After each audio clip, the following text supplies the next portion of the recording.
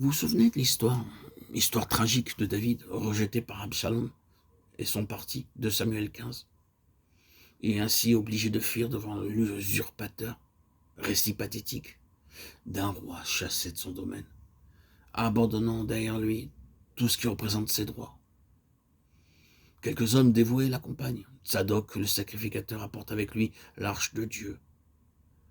Mais David se tourne vers lui et lui dit « Reporte l'arche de Dieu dans la ville. Si je trouve grâce aux yeux de l'Éternel, il me ramènera et me fera voir l'arche à sa demeure. » Ce qui revient à dire, si nous lisons entre les lignes, quand je reviendrai dans la ville, dans ce lieu d'où je suis chassé maintenant, j'aurai au moins quelque chose de sympathique pour m'accueillir.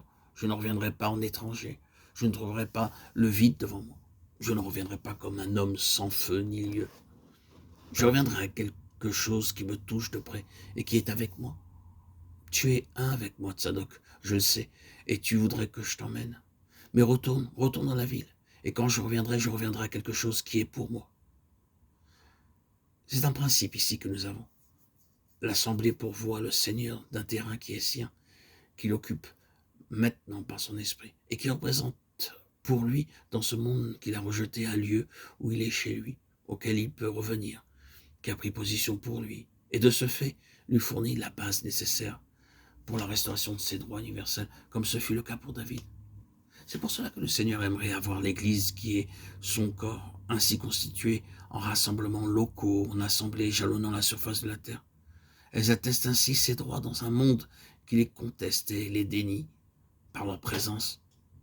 Elles déclarent en substance, oui, dans ce monde, ce sont ces droits qui sont les droits suprêmes.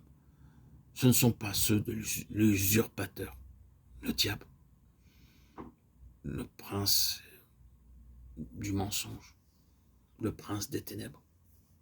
Ces assemblées entretiennent ce témoignage, et c'est à cette base-là qu'il revient.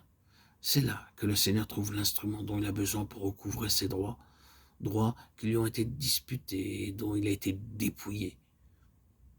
Ce n'est pas peu de choses de recevoir le Seigneur. S'il revient là où il a été reçu, c'est parce qu'il est là chez lui. Aussi, vous comprenez pourquoi le diable s'acharne contre l'expression locale du témoignage, pour tâcher de la détruire, pour réduire à néant ces petits groupes d'enfants de Dieu qui sont unis à lui par une vie qui n'est pas d'ici-bas.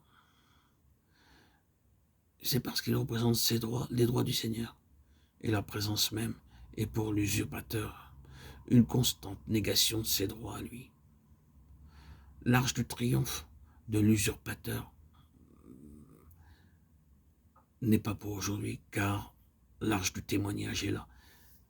Et tant qu'elle est là, ayant partie liée avec le Seigneur, le triomphe de l'usurpateur ne pourra et ne sera jamais universel.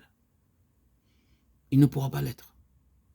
Il sait qu'il y a là quelque chose qui fait prévoir la fin de son empire définitive, quelque chose qui est pour lui une menace permanente, une épine dans son côté.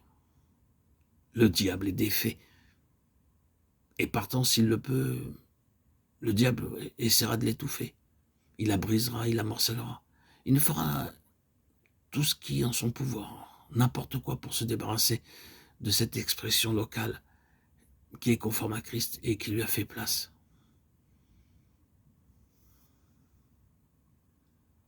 Voilà ce que devrait être l'Église et ce qui ferait trembler le diable, le ferait chuter.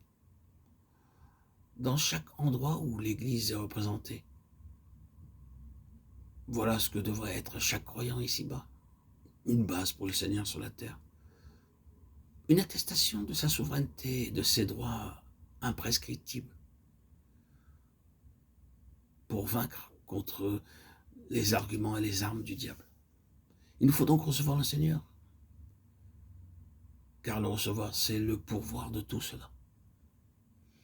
Ainsi, nous voyons qu'avec Béthanie, le tout premier pas entraîne des conséquences qu'on peut à peine mesurer.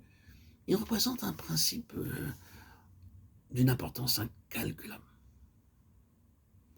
Le commencement de l'Église et son fondement, c'est que Christ a trouvé un lieu au milieu d'un monde qui est en pleine révolte contre lui. Il a trouvé une place où il est chez lui.